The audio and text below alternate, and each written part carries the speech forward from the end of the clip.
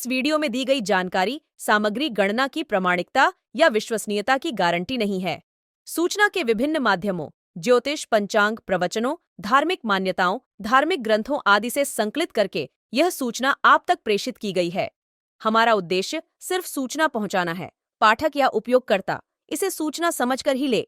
इसके अतिरिक्त इसके किसी भी तरह से उपयोग की जिम्मेदारी स्वयं उपयोगकर्ता या पाठक की ही होगी। शास्त्रों में निहित है कि न्याय के देवता शनि देव भगवान शिव और जगत के पालनहार भगवान श्री कृष्ण के परम भक्त हैं।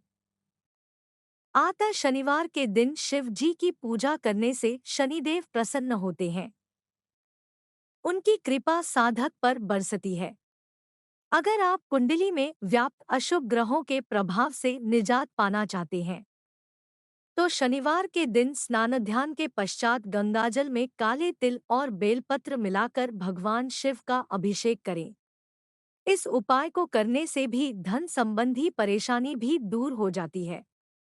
शास्त्रों में निहित है कि न्याय के देवता शनि देव भगवान शिव और जगत के पालनहार भगवान श्री कृष्ण के परम भक्त हैं। अतः शनिवार के दिन शिव जी की पूजा करने से शनिदेव प्रसन्न होते हैं।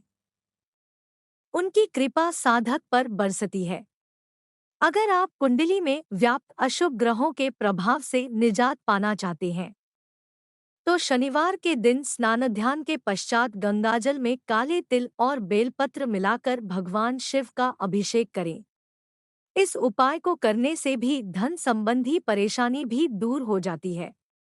जो धतूरा होता है ना, दर्शन करें, धतूरे के कांटे कांटे सा होता है धतूरा, तो वो धतूरे के साथ में बाबा शूल धारण करते हैं। बेलपत्री के शूल को, ये बहुत बहुत आनंदमय कथा है महाराज जी। जिसके जीवन में हमेशा कांटे ही मिले हैं। बेटी बड़ी हुई तो घर में मायके में दुख देखा, और मायके से गई ससुराल में तो ससुराल में दुख देखा। ससुराल में भी दुख देखने के बाद में भी पति को बहुत कुछ काम खुलवाया, बहुत धंधे खुलवाए, नौकरी लगवाई, पर वो पति बार बार छोड़ कर आ गया, बार बार तकलीफ भोग रहा है, बार बार कष्ट भोग रहा है। फिर थोड़े दिन काम करता है, थोड़े दिन छूट जाता है, फिर व्यापार में बढ़ता है, फिर छूट जाता है, फिर कोई दुकान खुलवाई, थोड़े दिन अच्छी चली, फिर वापस वहीं घर पर आकर बैठ गया। अर्थात उसके जीवन में वो शूलता चल रही है। तो बाबा देवाधिदेव महादेव कहते हैं, ये 3 घड़ी, 3 पल, 3 नक्षत्र, 3 समय, 3 दिन में जो शूल मुझे समर्पित करता है उसके जीवन से मैं शूल हटा देता हूं। वो 3 दिन लिखे स्कंद पुराण।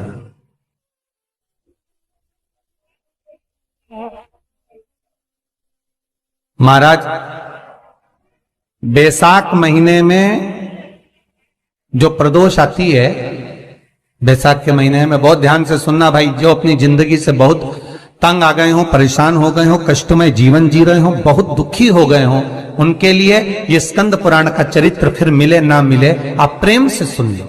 आओ, पहला बैसाख महीने की प्रदोष, चाहे वो शनिचरी प्रदोष हो, चाहे रविवार की हो, सोमवार की हो, मंगल की हो, बुधवार की हो, गुरुवार की हो, शुक्रवार की हो, शनिवार की हो, कोई भी वार की हो, पर बैसाख महीने की प्रदोष, प्रदोष काल में शाम का समय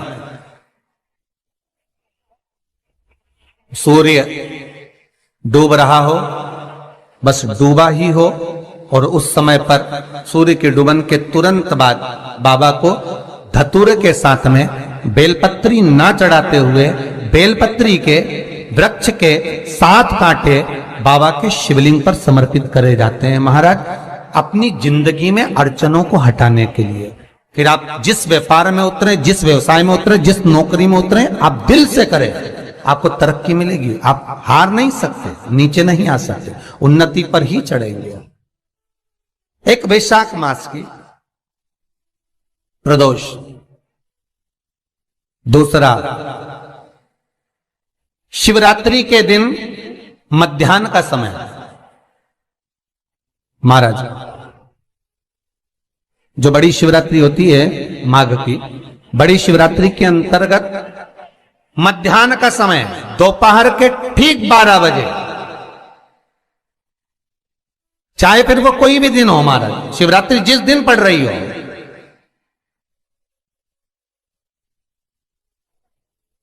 उस दिन भी धतूरे के साथ बाबा को 7 कांटे बेलपत्री के वृक्ष के समर्पित होते हैं महाराज। इसमें आप ये वाले जो कांटे हैं जो शिवरात्रि के दोपहर 12 बजे वाले हैं, अगर कोई मदिरा पीने वाला हो, व्यसन में डूबने वाला हो, कोई जुआ खेलने वाला हो, कोई गलत वैश्यावृत्ति करने वाला या अपने मार्ग से विचलित कोई व्यक्ति है, उसके लिए भी ये कांटे बहुत काम आते हैं महाराज। दूसरा, पार्वती तेरे द्वारा तेरे नयन अश्रु से जो प्रगटा हुआ बेल का वृक्ष है, द्वितीय शूल मैं वहां धारण करता, तृतीय शूल, तीसरा शूल जो वर्णन करा गया महाराज। भगवान श्रावण के महीने में जो भी दूसरा सोमवार पड़े, जो भी पड़े, श्रावण के महीने का जो दूसरा सोमवार होता है, उस दूसरे सोमवार में रात्रि के समय पर, अर्थात शास्त्र अब घड़ी और पल का स्मरण करेंगे तो रात्रि के बजेंगे 10 से 12 बजे महाराज, 10 से 12 के बीच में धतूरे के साथ बाबा को शूल समर्पित होता है महाराज। ये भी हमारी बाधाओं को, हमारी तकलीफों को, व्यापार व्यवसाय के लिए, नौकरी सर्विस के लिए, बहुत सारे एग्जाम में आप बैठ लिए, गवर्नमेंट एग्जाम के लिए बैठ लिए, नहीं हो रहा, ये 3 बार मेरे शंकर को बेलपत्री के वृक्ष के शूल समर्पित होते हैं, उसका आनंद पाना और उससे अपने को सुख प्राप्त करना।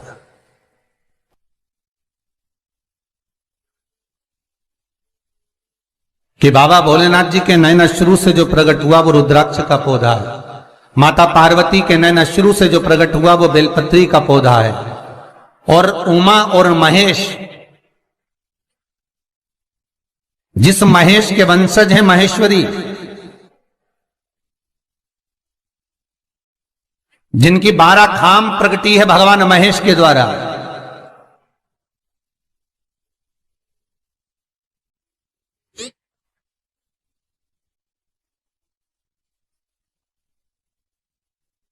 वो महेश और उमा और महेश का जो चरित्र है कि उमा और महेश का जब प्रागट्य हुआ, उमा और महेश जब दोनों आनंद में विभोर होकर जब चलते हैं और दोनों के बैठने से तप मुद्रा से जो पौधा उत्पन्न होता है वो शमी का पौधा है।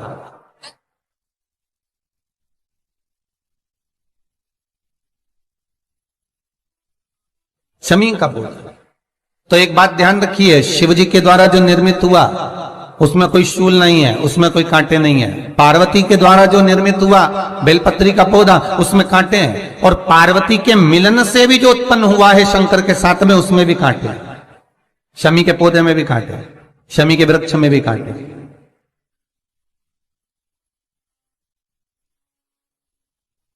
तो पार्वती जी स्कंद पुराण में एक प्रश्न कर रही हैं भोलेनाथ जी से कि प्रभु मुझे ये बताओ कि आपके द्वारा जो निर्मित हुआ उसमें शूलता नहीं है, पर मेरे द्वारा जो निर्मित हुआ उसमें शूल क्यों आया है, उसमें कांटा क्यों आया है? थोड़ा सा माताओं, मेरी जीजियों, आपको थोड़ा बुरा तो लगेगा इस प्रसंग को सुनकर, पर लग जाए, पर आज कथा निकली है तो सुन लो है कि शिवजी जिस रुद्राक्ष को उत्पन्न कर रहे हैं उसमें शूलता नहीं है, पर पार्वती जी जो संग में मिली हैं उसमें भी शूलता है, और पार्वती के द्वारा जो प्रकट हुआ बेलपत्र उसमें भी शूलता है। तो भगवान महादेव बोलते हैं, पार्वती मैं तुझे कुछ कहूं और कहने पर तुझे तेरे हृदय में कोई बात चुभे, शूल लगे तो मुझे ठीक नहीं लगेगा। नहीं नहीं नहीं, आप कहिए प्रभु, मैं सुनने के लिए तैयार हूं, आप तो बोलो कि कारण क्या है। भगवान कहते हैं, पार्वती बस अंतर इतना है, नारी का जो स्वभाव होता है, स्त्री का जो स्वभाव होता है, उसके हृदय में छोटी छोटी बात के शूल बहुत होते हैं।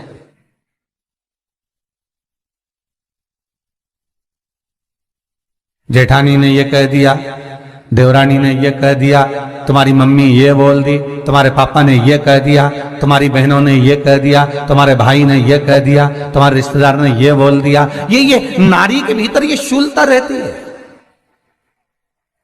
तो पार्वती जी बोली कि जितना तप आपने करा उतना तप मैंने करा, और जितनी साधना आपने करी उतनी साधना मैंने करी, और जितना आराधना दिल से आपने करी उतनी आराधना दिल से मैंने करी, फिर इसमें शूलता कहां से आ गई? भगवान शिव बोले बस पार्वती बात इतनी सी है कि जब मैं आराधना करने बैठता हूं तो मेरी दृष्टि में सम्मुख में कुछ नहीं होता। जब मैं आराधना करने बैठता हूं तो मेरी दृष्टि में मेरे सम्मुख में कुछ नहीं होता कि कौन ने क्या करा है, कौन ने क्या बोला है, कौन क्या कर रहा है, उससे मुझे मतलब नहीं होता, उससे मुझे कोई मतलब नहीं।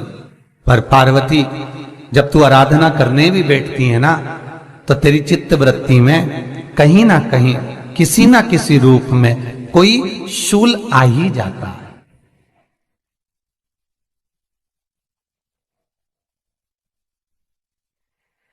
कई माताओं की आदत देखी साहब, भगवान की सेवा करने बैठी है तो भी भीतर थोड़ा सा शूलता भरी हुई है। महाराज बताओ, इतने सारे भगवान इकट्ठे कर लिए, मैंने बोला था बहू से कि वहां रख लेती है, बताओ इतने सारे यहां पर लाकर रख दिए हैं, अब इसकी सेवा करना पड़ रही है, अब ये करना पड़ रहा है।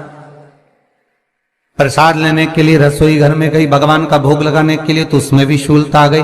इतने घंटों से मैं सामान ढूंढ रही, फ्रिज में मिल ही नहीं रहा, मैंने रख के गई थी, भगवान जाने कहां चले गए। भगवान को वस्त्र पहना रही है तो शूलता है। अलमारी का ड्रॉज खोला, इसमें मैंने सामान रखा था, ना जाने भगवान का श्रृंगार कहां चले गया, कौन ने हाथ लगाया, फिर शूलता आ गई। भोजन करने बैठे तो शूलता है, कोई कार्य के लिए जा रहे हो तो शूलता है। अर्थात कहीं ना कहीं नारी के जीवन में शूलता बनी हुई है। और पार्वती जब तुम भजन करो, तप करो, साधना करो, भक्ति करो, उसमें शूलता नहीं होना चाहिए।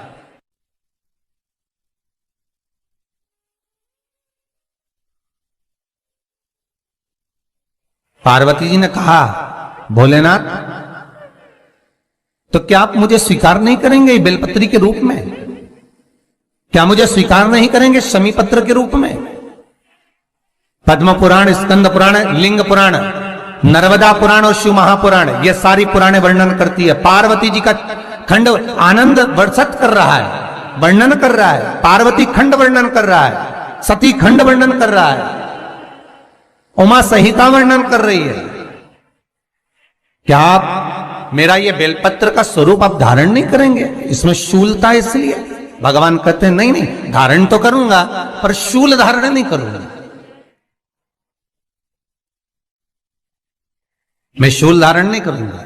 मतलब बेलपत्री में जो कांटे लगे रहते हैं। तो दोस्तों, यहाँ पे हमारी वीडियो समाप्त हुई। उम्मीद करती हूँ हमारी ये जानकारी आपको जरूर पसंद आई होगी। हमारी वीडियो को लाइक जरूर करें और हमारे चैनल को सब्सक्राइब और शेयर करना ना भूलें। जय श्री राम,